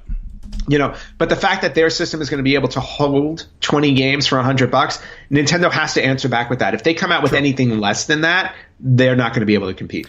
Agreed. I'm just worried about then the pricing as well. But we'll see. We'll see what happens. Well, I would assume $100 for 20 games. Mm-hmm. That's exactly where I'm at. Oh, and also in terms of other games, that Star Fox 64, Star Wars Shadow of the Empire. There are a lot of games they could put on that system. GoldenEye, I agree with you, would be the hardest one for them to get, and the most expensive one for them to get. So we may be out of luck on that front. We'll see when the time comes. That is true. But in the meantime, we kind of got a little bit of a different classic on our hands because the Nintendo Switch Online has gone live. And for the best price of all the systems, $20 a year, you get the online service. Like the other systems, you need it to play online games, to do a bunch of other stuff with it. But the biggest selling point, in my opinion, is the NES games that are going to be available. It's not individual virtual console games like the Wii and the Wii U were. It's a set games that you have, which new games will be added every month. And it's 2-player online, which is cool. Mm-hmm. And the launch titles, the first 20 games to come out, I almost would rather have seen these 20 on the NES Classic. Oh, wow. What we got. That's interesting. Couple of exceptions. But there are a couple of exceptions, but I will say, like, they basically picked games that you could play online with other people for the most part. You know, there are a couple of games on there like Legend of Zelda, which are obviously 1-player. Yes. But a good chunk of those games are, 2-player. And again, the online capability, having the online capability to play against other people, these classic 8-bit games that you used to only be able to play with somebody sitting next to you in your home, it's just very appealing. And again, to your point, $20 a year. I mean, that is markedly different from, Xbox and Sony, which is $60. Mm-hmm. So you really can't go wrong. And on top of that, they're going to be offering more games as time goes on. Yep. So, you really can't go wrong with this. They've already announced the next 3 months. And it looks like it's going to be 3 games a month. Yeah. The next 3 months. But I'm just going to go through this real fast with the 20 games that are available right now. Excuse me. Soccer, tennis, Donkey Kong, Mario Brothers, which I hate, Super Mario Brothers, Balloon Fight, Ice Climber, Dr. Mario, Legend of Zelda, Super Mario Brothers 3, Double Dragon, River City Ransom, Ghosts and Goblins, Tecmo Bowl, Gradius, Pro Wrestling, which I was very excited for, Excite Bike, Yoshi, Ice Hockey, and Baseball. Yes. An awesome list. Awesome list. Very cool. The one notably missing for me in terms of for 2-player game modes, Tetris. Yep, I can see it. That's probably something down the road. Because Definitely. The games they have lined up down the road. I guess you don't want to release all your top games at right up front. No, you don't. You want to release over time to get more people excited about it. And from the looks of it, because of the 2 players, I think we're going to get more sports games than we expect, but that's okay. Yes. Coming out in October, Solomon's Key. Love that game. Completely underrated. Love that game. NES Open Tournament Golf and Super Dodgeball. Love Super Dodgeball also. See, I never played Super Dodgeball, so I'm looking forward to that. I used to play Super Dodgeball all the time. It's awesome. I mentioned earlier how I tried playing a tennis game and I stunk at it. I was talking about tennis for the NES on this list. Oh, okay. Oh, my God, I was terrible at it. Well, those original games that came out, like tennis, baseball, hockey, the ones that were just generic. Yeah, I mean, it was hard to control some of them. And also, which I never noticed until I played them on this online service. So 30-plus years after they were released. Yep. I think tennis, ice hockey, and baseball and pro wrestling all have the same theme song. Yeah, that makes sense. No, that's Excite Bike. But one of the other ones. I'm looking because I'm playing tennis. I'm like, why does this sound familiar? And then I turned on pro wrestling. It was the same one. They released all those games roughly at the same time when the Nintendo was released, so that you had options to play. And here are all these sports games. That's why they were generic titles. Yep. Coming out in November, Metroid, Mighty Bomb Jack, and Twinbee. Nice. And in December, we got Wario's Woods, Ninja Gaiden, and Adventures of Lolo. Oh, I love Adventures of Lolo. That's another game that I don't think people talk enough about, and how it's kind of a great little puzzle game. Yep. What's also cool about these games, like for example, Super Mario Brothers is a 2-player game, but it's alternating 2 players.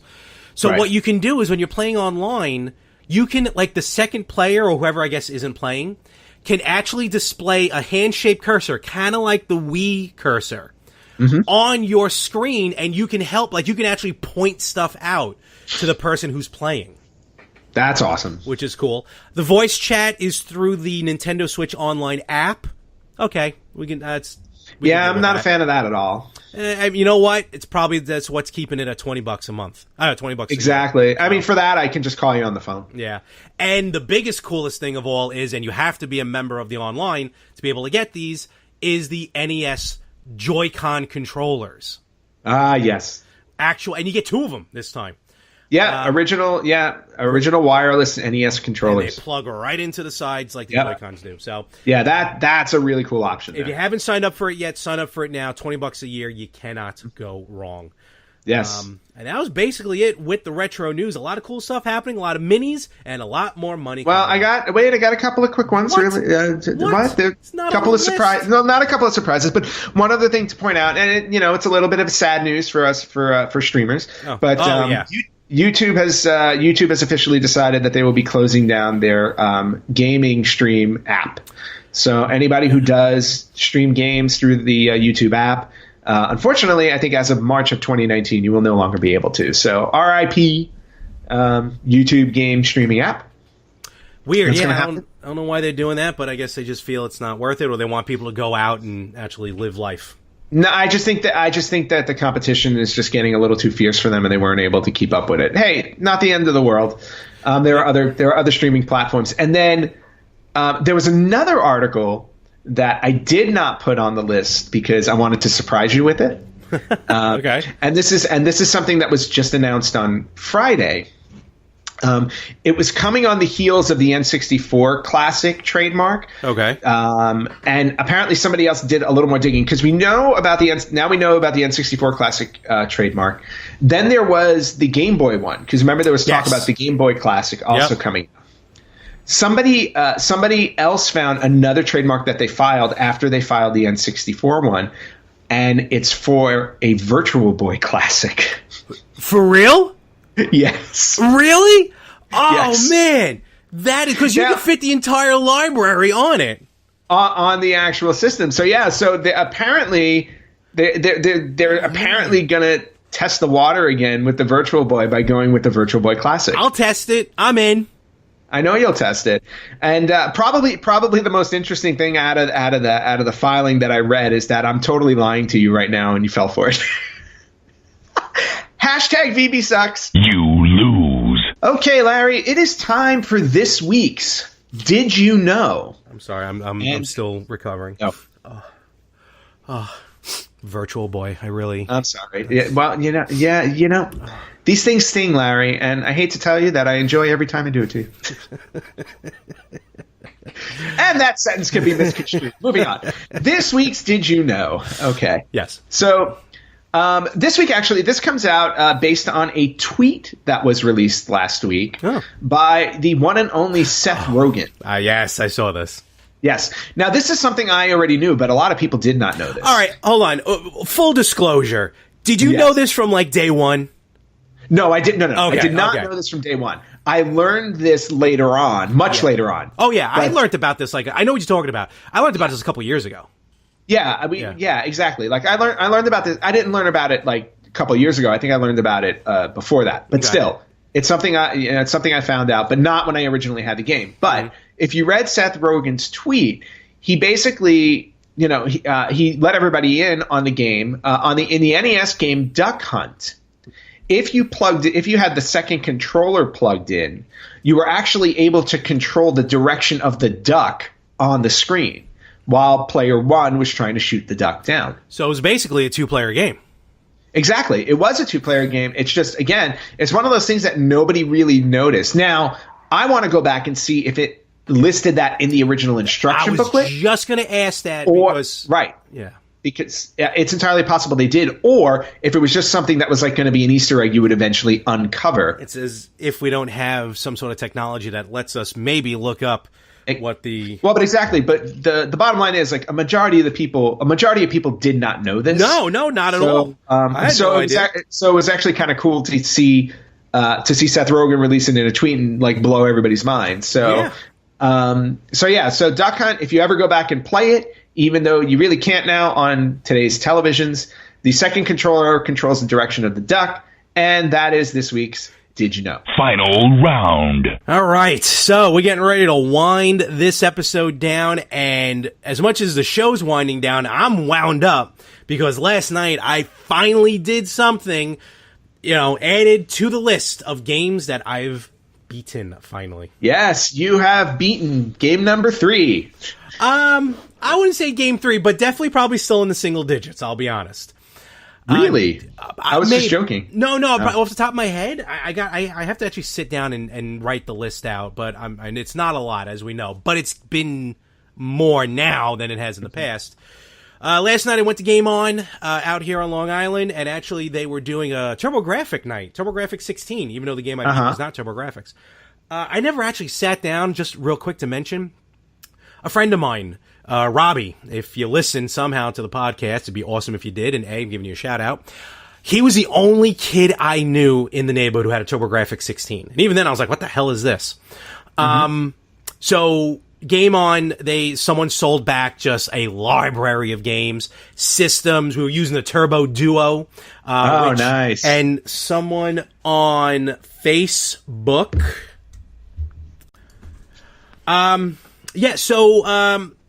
The shout out here, it took me a moment to find his name, Jack Fawley over there on the Better Half podcast page talked about Turbo Duo versus Turbo Duo R, but it was very cool to play TurboGrafx games.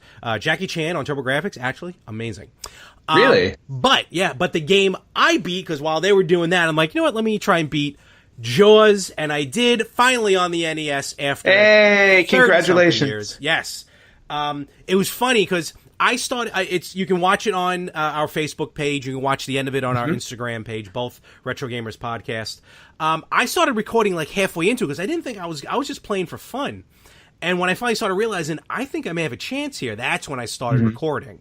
And even that was still 20-something minutes. Well, and now you finally graduated to the Jaws game that's on Xbox. No, I gotta get to the PS2 one first.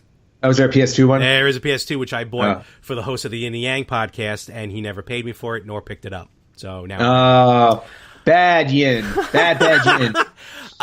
But here's the funny thing, because I never even got up to that level with the final part with the boat. I never even got that far. Oh, wow. In the game. Yeah. Okay. So I didn't know you had to press the button to get Jaws out of the water.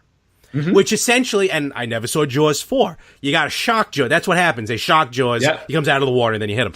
So I'm sitting there for like a few seconds. I'm like, back and forth with Jaws. Yep. I'm like, when the hell is he going to pop up? And then finally, I'm like, maybe I have to do it. And then that's when I discovered it. It took me a couple shots to get through that mission. Yes, that level. I did see. Yep, but finally beat it. And even though the first part, maybe the first 10 minutes, 15 minutes wasn't recorded, I am going to say this. I didn't die the entire game. One life. The only one hit I got was when I had the submarine. I got hit, and then luckily I found the submarine again. So I'm really impressed with my gameplay. And you know what? I'm very happy for you. Congratulations. Thank you. Yeah, Jaws is one of those games I can't tell you how many times I've beaten it. Jaws, it gets such garbage reviews a lot of times where people don't like it, but it's a fun game to play.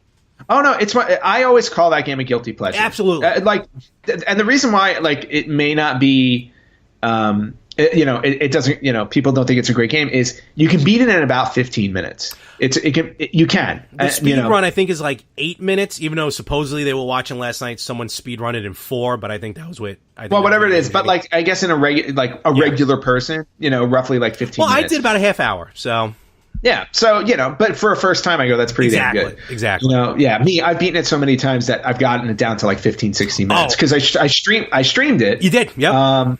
With the Victims and Villains stream in August, and that was one of the games I beat in and I beat it in I think 16 or 17 minutes. So I'm ready to play it again and be faster with it. Just play it again. That's how you get faster on it. I played through Legend of Zelda recently on. Online. I love the watching first you play Zelda. Why? Because you are so quick at it, and I know it's all muscle memory. Well, and what's funny is that I'm not that quick at it because I'm actually because playing through a regular Zelda game, people can beat it in like 30 or 40 minutes. It takes me like a good hour to an hour and a half, and the friggin' second quest took me like 3.5 hours or something like that, because I've never really, that was only the second time I played through. That's what I was going to ask. Have you ever actually played the second quest? This was the second time I've finished the second quest. Okay. But like for the first quest, like I can generally get through the whole thing in about an hour. When I'm really sitting down. And you're right, it is muscle memory. After a while, it's just total muscle memory. Although when I get to level 8 and 9, I still get a little confused. I don't know why. But anyway, yeah. So Jaws, congratulations. Yep. We got to move you up in the world to some other games, though. Oh no, moving on up. So I'm getting there. Exactly. And then there were moving on from that. So I know we're closing up here, but really quickly, I did some shopping in LA because I found Book Off, and I talked about this last week. Book Off is a store that I started going to in Japan, but I found a couple of them here in LA. And last weekend, I swung over there and picked up a few games. Okay. The only one that I really want to point out, because I picked up WWF Raw for Game Gear, yes, which I didn't know existed. Yep. Until I saw it there. So I was like, let me grab that. I picked up Lion King for Game Gear. Class. Very good version. Cool. And again, I picked up all of these now because my retro freak plays Game Gear games. Yep. So I'm like, now I can play Game Gear games, which is great. I was like, but the crown jewel for me that I found last week had to be a copy of Kung Fu. Now, I already owned Kung Fu for the NES, right? But I found Kung Fu in its original packaging. Nice. And it's in pretty damn good shape. It's got some love to it, but you're right. It's in very good shape. It's in really good shape. And on top of getting that, I got the cartridge, and the label's in great shape. Yep. It's got the sleeve. Yep. I was like, but you know how much of a completionist I am with my games. So I was uber shocked to find the instruction booklet. Not very good quality. Holy in like perfect condition. And you can see, how they explain everybody in here. Not only did it have the instruction booklet, I'm not done yet. But it had the advertisement for Nintendo Power still in it. Wow. Yeah, that's cool. Yep, and look, you can fill out the form still. Yeah, maybe you can send it in. Call that number. Yep. And not only was all of that in there, but whoever turned this in, I'm sorry. I'm very happy that you did, because I got the original Nintendo poster that came in the. Now you're playing with Power Poster, and this thing looks like it was never unfolded. Look at that! The only creases in there are the folds. Yeah. So, and how much did I get it for? I'm gonna say maybe $100. $13.99. Are you kidding me?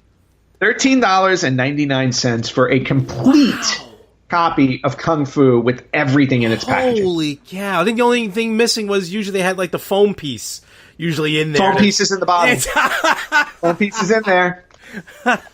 Here, look. I believe you. I know you guys are listening to us. Most people are listening to us, but I just want to show Larry that the foam piece is still in there. Holy cow! Wow, that is the definition of a steal. Yeah, I really couldn't believe it. I was I opened the box and went through it, and I said, "No." It's like $13.99. I'm like, sold. Oh, absolutely. That was a no-brainer. That was awesome. that was my big purchase for the week. All right. Well, I was at Game On to play some TurboGrafx 16 games, but do you really think I walked out of there unscathed? Nope. Absolutely Never do. Absolutely not. And by the way, this is why I'm going to win the Virtual Boy contest, which we haven't brought up in a few weeks. Well, I do have to admit as well, with the purchase, and you're going to see what I purchased here in a moment, I actually did a little bit of a trade-in. So I did sell some games back. Okay. Which I'll explain in a moment. So you did not spend as much? Not as much, no. Okay. So first, as always, Game On, they're very, very kind to me. These things they actually kind of gave me. I guess they're worth nothing, but just kind of cool. This was part of the Nintendo Club Nintendo, I should say, where you can buy. Oh, I'm going to mention something in a moment about that as well. Anyway, It is a 18 card case 18, which will hold 18 3DS games, and it's in basically a 3DS case. Very nice. Very nice. So they gave that to me. And not retro. so that doesn't go to your tally. No, very cool.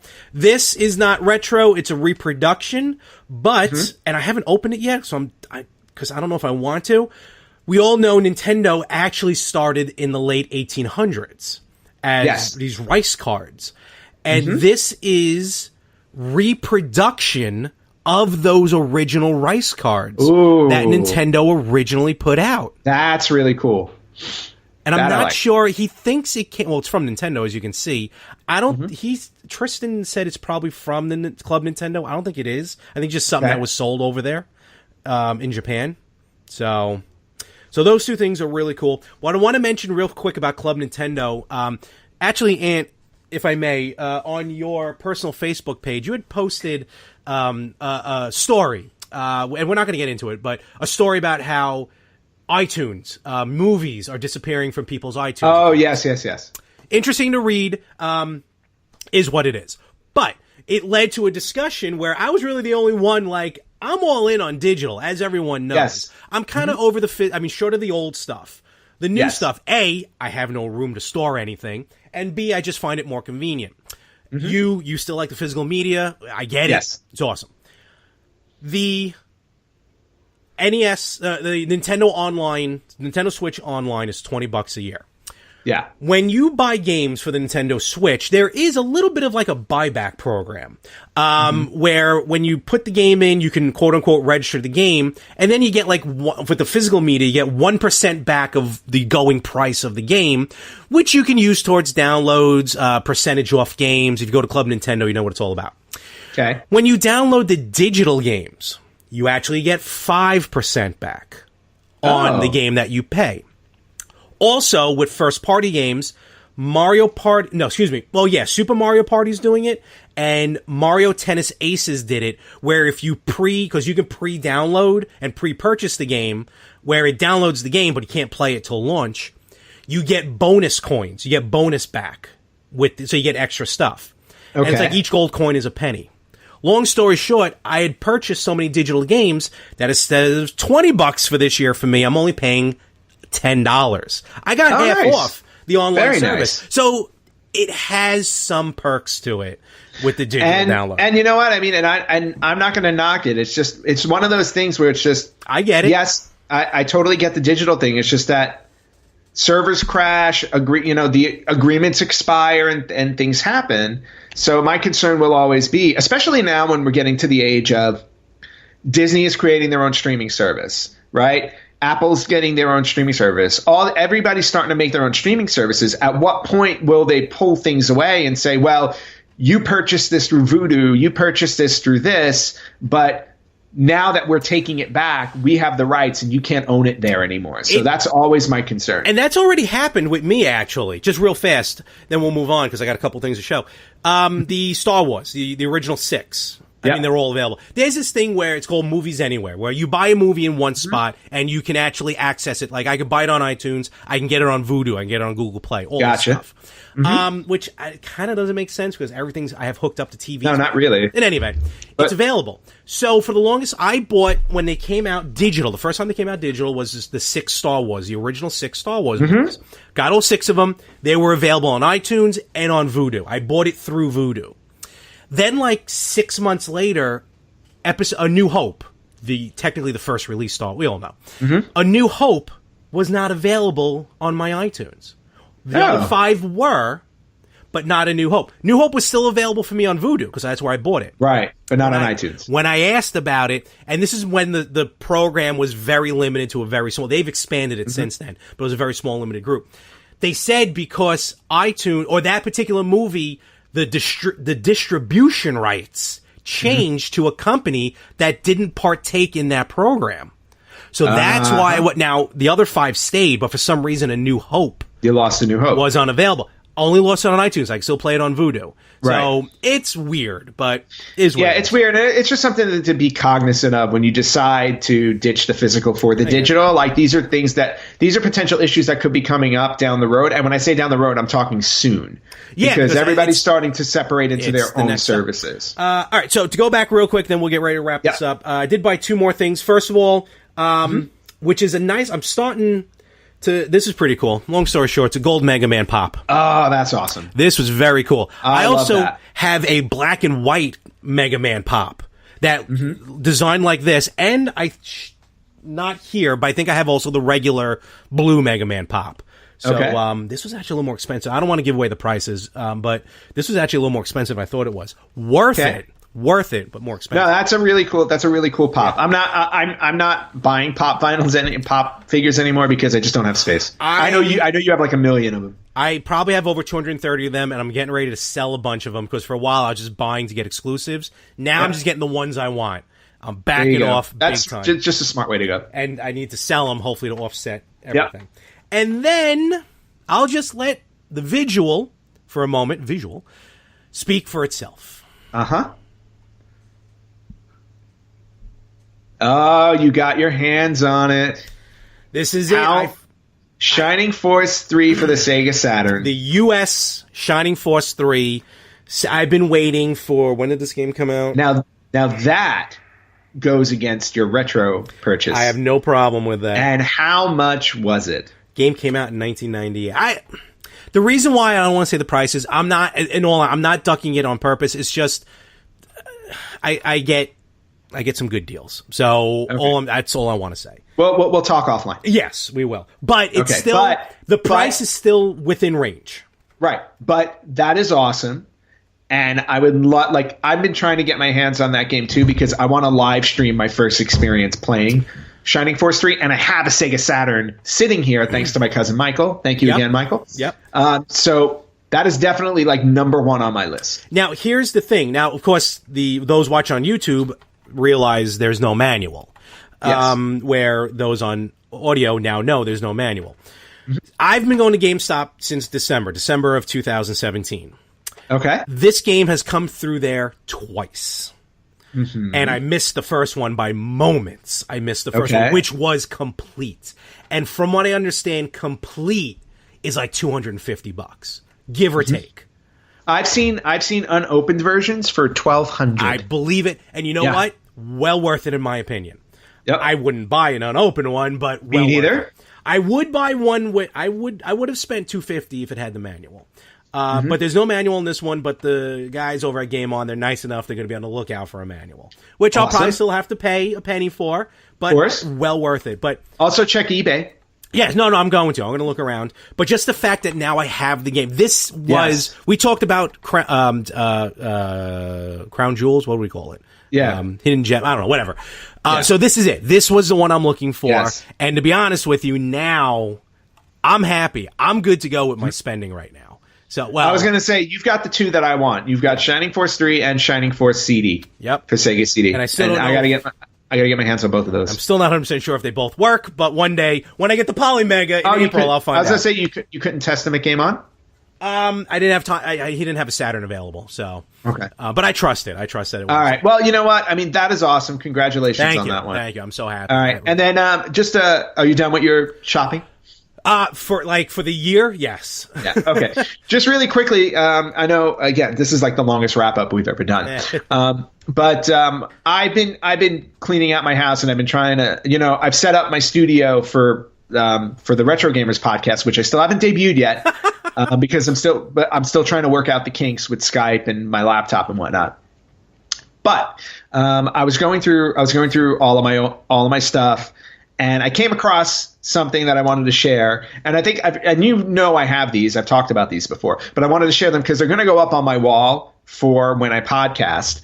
I used to work at the company who created the Super Mario Brothers Super Show and the cartoon. Yep. So Super Mario Brothers, Super Mario 3, Legend of Zelda, all the cartoons. Deke Entertainment was the name of the company. And they made these back in the late 80s, early 90s. Yep. So... And when they shut down, I was given the task of having to clean out the place, clean out the artwork, the artist studio. And by that you mean just back your car up to the front door.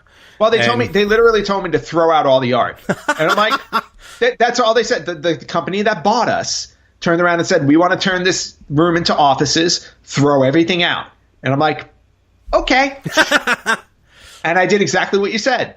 I opened up the trunk, and in everything went. So but I just wanted to share these lovely Super Mario Brothers. Beautiful. Animated. Now this one doesn't look. This one's just an image.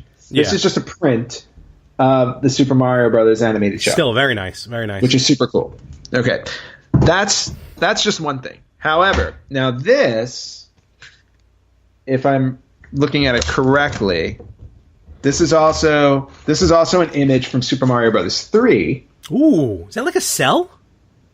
I can't tell if this one is a cell or not. It might be. Whoa, man, that's cool. Which is really cool. Yeah. Now, and again, I'm sorry for people who are listening and aren't seeing this, but that was a cell. It could be a cell. I don't think it is, though. I think it's just an image. All right, fair enough. From the Super Mario Brothers 3. Still awesome. Animated show. Now, this one, though, this is a cell. And not only is it a cell, but it's a cell from the open of Captain N, the Game Master. Oh, wow. So, and on this cell, you've got Captain N. Yep. You got Simon Belmont from Castlevania. Very tanned. You got Kid Icarus. Yep. Mega Man. Who apparently defeated Booger Man with that color scheme. Yeah, with the color scheme. And then, is that Zelda? I don't know if that was Zelda. Who else was Zelda or somebody else? It was somebody else. And then the dog, I honestly don't know where the dog I think was his dog. That came through the Captain TV N's dog. Yeah. So anyway, so it's a group shot, and it's the animated cell for that. That's awesome. And then last but not least, I showed you. Oh, you know what? I showed you that Super Mario Brothers 3 image. This is the cell. That's a cell. That I can tell this right is now. An animated cell. And you can see it. It's the original because back in the day. Animation was done with painted cells. So this is an original painted cell from Super Mario Brothers 3. Yes. So I just wanted to share those really quickly because those will be going up on my wall, which will be part of my backdrop for when my podcast for my actual studio. And I got to say, you also gifted, I guess if I'm allowed to say, a cool poster. It's not a cell, but it's a cool poster, the Super Mario Brothers Super Show poster. It's like that thick foam one. Oh yeah, that's right. I forgot that. I still have. I mean, unfortunately, there's no way to. Well, I can buy a frame now, but cool. Real quick, that princess is Princess Lana, who's actually the princess of Videoland. Okay. That he ends up in. So, thank you for that update. No problem. But I just wanted to share those, and that's very cool. Yeah, it's really, really cool. Yep. And that's all I got for this week. That works. I think that's all we have this week. Coming up, what do we have coming up?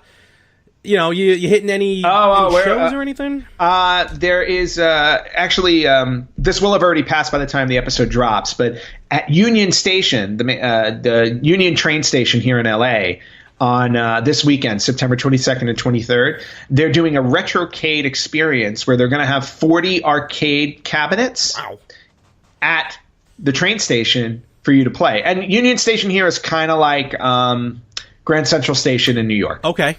So there's like one big major room. Now, granted, it's a lot smaller than Grand Central, of course, but there's just one big major room, basically, and in that room, in that ticketing, the main ticketing lobby area, whatever, they're going to have these 40 arcade cabinets. So I'm going to be hitting that up tomorrow. Okay. I'll post images on Facebook and whatnot.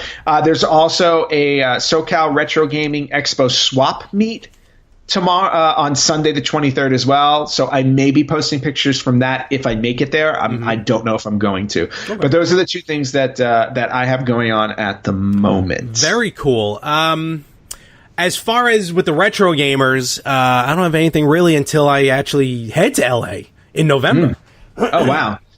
Yeah. Well, when you get here in November, we're going to have to see if there are any other events going on. Also next month, I may be getting some games from a new country because I am going to China next month. Oh boy! All right. So we may be finding out what the gaming situation is over in China. Yeah. So probably all the same. One game. I'm sure it is, but you know what? It would be even if I just buy one game to say I own a game from China. Absolutely. I'm like, it's what I did in Italy when I bought. I bought The Hobbit in a GameStop in Italy just to say I had it. It was Le Hobbit. Le Hobbit.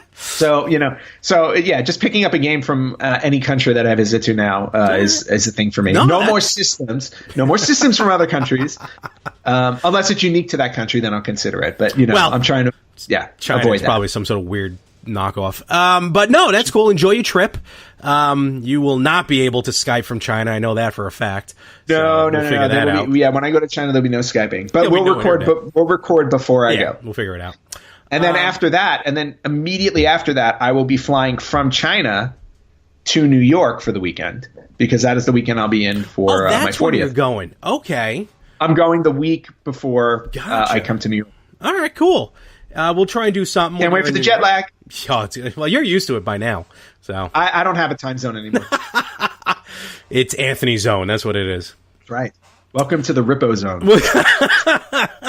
It's going to be fun when you come in October. Well, I mean, I know you're going to be busy, so we'll see. We may not have time to do it. Well, you're going to see me for all of it, pretty much. Mostly, most of it. Yeah, we can record at the party.